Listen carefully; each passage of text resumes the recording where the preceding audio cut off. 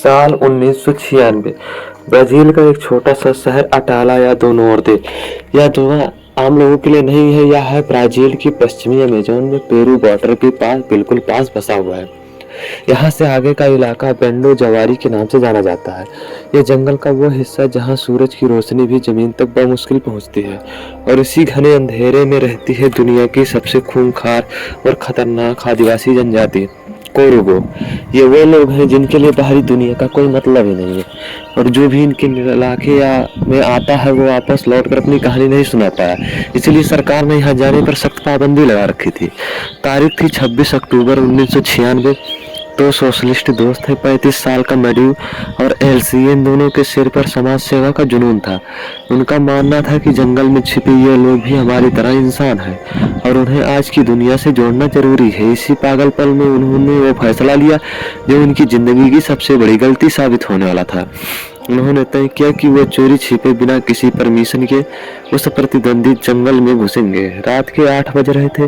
खूब अंधेरा था। फॉरेस्ट गार्ड की नजरों से बचते हुए मडेव और एलिस ने जंगल की सरहद पार कर ली। उनके पीठ पर बैग थे जिनमें कुछ सूखी रोटियां, पानी और एक कैमरा और टॉर्च और एक मजबूत रस्सी थी। उनके हाथ में एक नक्शा था और वो पेड़ों पर चाकू से निशान बनाते हुए आगे बढ़ रहे थे। प्लान के मुताबिक उन्हें कॉर्ड ऑफिस से 35 किलोमीटर अंदर जाना था। जैसे जैसे वो अंदर जा रहे थे जंगल की आवाजें बदल रही थी। झींगुरों की आवाज अब किसी सायरन जैसी लग रही थी। डर के मारे उनके गले सूख रहे थे लेकिन पैर रुक नहीं रहे थे। करीब 2 किलोमीटर अंदर जाने के बाद उन्हें एहसास हुआ कि रात में चलना मौत को दावत देना जैसा है। उन्होंने एक विशालकाय पेड़ चुना और उस पर चढ़ गए। सुबह की पहली किरण के साथ वे नीचे उतरे। मटेव आगे था और हाथ में डंडे लिए हुए झाड़ियों को हटाता हुआ और एलिस उसके पीछे। उसने दूरबीन आंखों से लगाई और उसके चेहरे का रंग उड़ गया। उसे झाड़ियों के बीच कुछ झोपड़ियां दिखाई पड़ी जो बहुत ही अजीब तरीके से बनाई गई थी। वे समझ गए कि वे पूर्व आदिवासियों के इलाकों के बिल्कुल मुहाने पर खड़े थे जहां से एक गलत कदम और खेल खत्म। दोनों ने एक बड़ा घना पेड़ ढूंढा जिसकी पत्तियां उन्हें पूरी तरह छिपा सके। उनका प्लान था कि वही छिपकर रात होने का इंतजार करेंगे और दूरबीन से आदिवासियों की हर हरकत पर नजर रखेंगे। वह देखना चाहते थे कि आखिर ये लोग रहते कैसे हैं, खाते क्या हैं और इनका व्यवहार कैसा है। सूरज ढलने लगा और जंगल फिर से अपने डरावने रूप में आने लगा, पर उनकी नजरें उन झोपड़ियों से नहीं हटी। उन्हें पता था कि अब जो भी होगा वो बहुत खतरनाक होगा, लेकिन जिज्ञासा ने उनके डर को दबा दिया था। वे बस मौके का इंतजार करने में लगे थे, लेकिन उन्हें नहीं पता था कि जंगल में उनके लिए कुछ और सोच रखा है। पूरी रात उन्होंने उस पेड़ पर जागते हुए गुजारी। सुबह होते ही जब सूरज की हल्की रोशनी फैली, माखियों ने एक फैसला लिया जो उनकी जिंदगी बदलने वाला था। वह अकेला पेड़ से नीचे उतरा। उसके हाथ में किताब थी जिसमें बाहरी दुनिया की तस्वीरें थी और दूसरे हाथ में दोस्ती के तौर पर देने के लिए कुछ खाना। एलिस का दिल जोर जोर से धड़क रहा था। उसको रोकने की कोशिश की, बल मालतियों ने उसे ऊपर ही रहने का इशारा किया। वह धीरे धीरे बहुत संभल कर उन आदिवासियों की बस्ती की तरफ बढ़ने लगा। उसकी सांसें अटकी हुई थी। तभी अचानक एक आदिवासी की नजर माखियों पर पड़ी। उसने एक अजीब सी आवाज निकाली और देखते ही देखते वहां कई आदिवासी जमा हो गए। उनके हाथ में तीर कमान और बड़े बड़े डंडे थे। वह मार्तियों को ऐसे कूद रहे थे जैसे कोई शिकार सामने आ गया हो। मार्तियों डरा नहीं, या शायद उसने खुद को छिपा लिया और शांति से मुस्कुराते हुए आगे बढ़ता रहा। एलिस पेड़ के ऊपर से दूरबीन लगाकर सब कुछ देख रही थी। उसकी सांसें अटकी हुई थी। तभी एक आदिवासी महिला जो शायद उस कबीले में ऊंचा स्थान रखती थी, मातियों के पास आई और गुस्से में चिल्लाने लगी। मातियों की उनकी भाषा का एक शब्द भी समझ नहीं आया। उसने अपनी किताब निकाली और तस्वीरें दिखाने की कोशिश की, या समझाने के लिए कि वह दुश्मन नहीं है, लेकिन उस महिला ने किताब को हाथ मारकर गिरा दिया और मातियों को इतनी जोर का धक्का दिया कि वह जमीन पर गिर पड़ा। इससे पहले कि मातियों समझ पाता, कुछ और आदिवासी पुरुष आए, उसे जानवरों की तरह दबोच लिया। वो उसे घसीटते हुए जबरदस्ती अपनी बस्ती के अंदर ले गए। मातियों की चीखें जंगल में कहीं दब कर रह गई। पेड़ के ऊपर बैठी एलिस ये सब देख रहे थे। उसका पूरा शरीर कांप रहा था। वह चीखना चाहती थी लेकिन आवाज उसके गले में ही घुट गई। थोड़ी देर बाद मातियों उसे दिखना बंद हुई क्योंकि वह लोग उसे उन झोपड़ियों के पीछे ले गए थे जो पेड़ों की आड़ में थी। सुबह से दोपहर हो गई। सूरज सिर पर आ गया और फिर दोपहर से शाम होने को आई, लेकिन मातियों का कोई पता नहीं चला। एलिस की आंखों से आंसू सूख चुके थे। उसके दिमाग में बुरे बुरे ख्याल आ रहे थे। क्या वो उसे मार देंगे, क्या वो उसे बंधक बना लेंगे। वो पेड़ पर बैठे बैठे बस प्रार्थना कर रही थी कि माती किसी तरह हादसे से बाहर आ जाए। वह यह सोच रही थी कि उसे नीचे उतरकर देखना चाहिए। तभी उसकी नजर कुछ हलचल पर पड़ी। उसने देखा कि कुछ आदिवासी अपने कंधों पर एक लंबा बांस उठाकर ला रहे हैं, जैसे वह किसी मरे हुए जानवर को ले जाते हैं। जब उसने दूरबीन से ध्यान से देखा तो उसके पैरों तले जमीन खिसक गई। उस बांस के किसी इंसान के हाथ पैर बंधे हुए थे। वे लोग उसे अपनी बस्ती से थोड़ी दूर कचरे के ढेर की तरफ फेंक कर चले गए और वापस मुड़कर भी नहीं देखा। एलिस का दिल इतनी जोर से धड़कने लगा कि उसे लगा कि उसकी छाती फट जाएगी। जब वह आदिवासी चले गए तो वह पेड़ से नीचे उतरी और पागलों की तरह उस तरफ भागी। पास जाकर उसने जो देखा उससे उसकी आत्मा तक कांप उठी।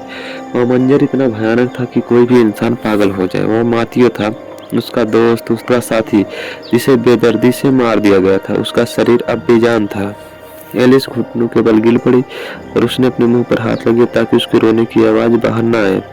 उसका दिमाग सुन्न हो गया था, लेकिन तभी जंगल की हवा ने उसे खतरे का एहसास दिलाया। उसे तुरंत समझ आ गया अगर वह एक पल यहाँ रुकी तो उसका अंजाम मातियो जैसा ही होगा। उसने अपने आंखों के आंसू पोंछे और उठ खड़ी हुई। अब उसके सामने सिर्फ एक ही मकसद था, भागना। वह उल्टे पैर जंगल की तरफ दौड़ी, बिना दिशा देखे, बिना कुछ सोचे, बस भागते रहे। रात का अंधेरा फिर से घिरने लगा और जंगल अब और डरावना लगने लगा। जंगल के कटीले झाड़ और कांटे उसके पैरों और कपड़ों को फाड़ रहे थे। पूरी रात वह किसी साए की तरह जंगल में भटकती रही। उसे पता नहीं था कि सही रास्ते पर है या और गहराई में जा रही है। भूख और प्यास से उसका हाल बेहाल था। वह मति भरम यानी हेलोसिनेशन होने लगे थे। उसे मातियों की आवाजें सुनाई देने लगी थी। अंत में उसके शरीर ने जब पूरी तरह जवाब दे दिया, वह एक नदी के किनारे बेहोश होकर गिर पड़ी। अगली सुबह जब सूरज की किरणें उस पर पड़ी तो वह किसी लाश जैसी लग रही थी। किस्मत से फॉरेस्ट ऑफिसर गश्त पर निकले थे और उन्हें जंगल के किनारे एक लड़की को बेहोश पड़ा देखा।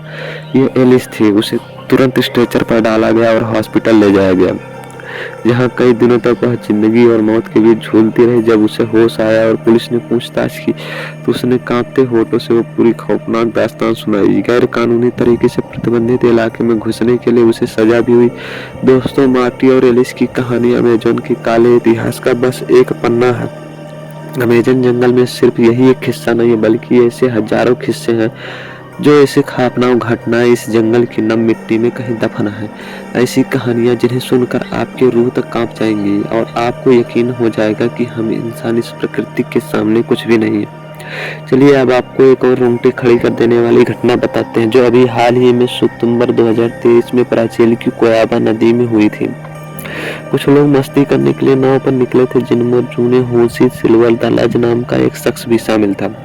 सब कुछ ठीक चल रहा था, तभी अचानक से संतुलन बिगड़ने से एक आदमी नाव से नदी में गिर गया।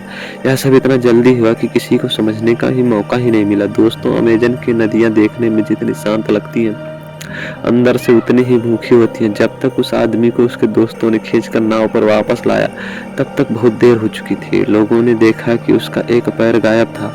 खून की नदियां बह रही थी। पानी के अंदर किसी अनजान चीज ने, शायद बिराना ने या किसी और दैत्य ने, पल भर में उसका पैर काटकर खा लिया था। उसे तुरंत हॉस्पिटल ले जाया गया, लेकिन वो भयानक मंजर, वो खून से लथपथ नाव आज भी उन लोगों की यादों में एक पूरे सपनों की तरह भरा हुआ है। तो दोस्तों, आज हम जानेंगे अमेज़न के उस अनसुलझे रहस्यों के बारे में जो जंगल की गहराइयों में कहीं खो गए हैं। उन रहस्यों के बारे में जो अमेज़न की नदियों में छिपे हुए हैं और उन खौफनाक सच्चाइयों के बारे में जो यहाँ की 311 अलग अलग आदिवासी जनजातियों की कहानियों में जिंदा है। दिल थाम कर बैठिए, क्योंकि अब जो मैं बताने वाला हूँ वो आपके होश उड़ा देगा। सबसे पहले बात करते हैं कई ऐसी नदी की जिसे सुनकर आपको लगेगा कि मैं कोई परी कथा सुना रहा हूँ। स्वर्ण मरीचिका की नदी, the river of cold mirage. Amazon की गहराइयों में एक ऐसी नदी बहती है जिसका पानी सूरज की रोशनी पड़ते ही पिघले हुए सोने की तरह चमक उठता है। वहाँ की कायापो जनजातियों का मानना है कि इस नदी के नीचे प्राचीन सुनहरी दुनिया बसी हुई है। वह कहते हैं कि पूर्णिमा को रात को सूर्य की परछाई पानी पर दिखती है, लेकिन चेतावनी यह है कि जिसने भी लालच में आकर उसे छूने की कोशिश की, नदी ने उसे हमेशा के लिए निगल लिया। और फिर आता है आत्माओं का पेड़, द ट्री ऑफ सोल्स, जिसे यानोमामी जनजाति पूजती है। वह मानते हैं कि उनके पूर्वजों की आत्माएं मरने के बाद इस पेड़ में वास करती हैं। जब कोई बीमार होता है तो इसी पेड़ की छाल से बनी दवा उसे मौत के मुंह से वापस लाती है। यह रहस्य विज्ञान और विश्वास के बीच की एक ऐसी लकीर है जिसे आज तक कोई नहीं मिटा पाया। अमेजन सिर्फ जंगल नहीं बल्कि एक खोई हुई दुनिया का कब्रिस्तान भी है। यहाँ एक गुफा में मिला है पत्थर का नक्शा, जो स्टोन मैप जो दीवार पर बहुत बारीक से गुदा हुआ है। यह नक्शा जंगल के उस हिस्से का रास्ता दिखाता है जहां आज तक आधुनिक इंसान पहुंच ही नहीं पाया। माना जाता है किसी प्राचीन सभ्यता ने अपने खजाने को छिपाने के लिए इसे बनाया था, लेकिन आज तक कोई भी इस नक्शे की पहेली को सुलझा नहीं पाया। जिसने भी कोशिश की वह जंगल में ही खो गया। इसके बाद आती है एक ऐसी जगह जहां विज्ञान भी हार मान लेता है, चुंबकीय पहाड़ी, द मैग्नेटिक हिल। माउंट फुलरिमा के पास जाते हैं, उसके पास मौजूद कंपास की सुई पागलों की तरह नाचने लगती है।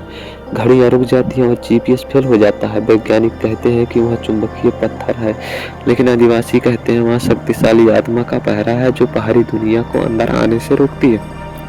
और सबसे बड़ा रहस्य पानी के नीचे का शहर। निडाल टेक्नोलॉजी ने अमेज़न नदी की गहराइयों में कुछ विशाल संरचनाएं देखी हैं जो एक शहर जैसी लगती हैं। आदिवासी कथाओं में भी जिक्र है कि उनकी देवताओं ने पानी के नीचे दुनिया बसाई थी। क्या सच में हजारों साल पहले वहां लोग रहते थे? ये सवाल आज भी वैज्ञानिकों को सोने नहीं देता। बादलों का जंगल, द क्लाउड फॉरेस्ट। यह जंगल हमेशा धुंध और बादलों में छिपा रहा है। यहाँ के पेड़ जमीन से नहीं बल्कि हवा और बादलों से पानी पीते हैं। यहाँ का माहौल इतना मस्तीरी है कि आपको लगा कि आप धरती पर नहीं बल्कि किसी और भी ग्रह पर आ गए हैं। यहाँ ऐसे ऐसे जीव हैं जो दुनिया के किसी और कोने में नहीं मौजूद है।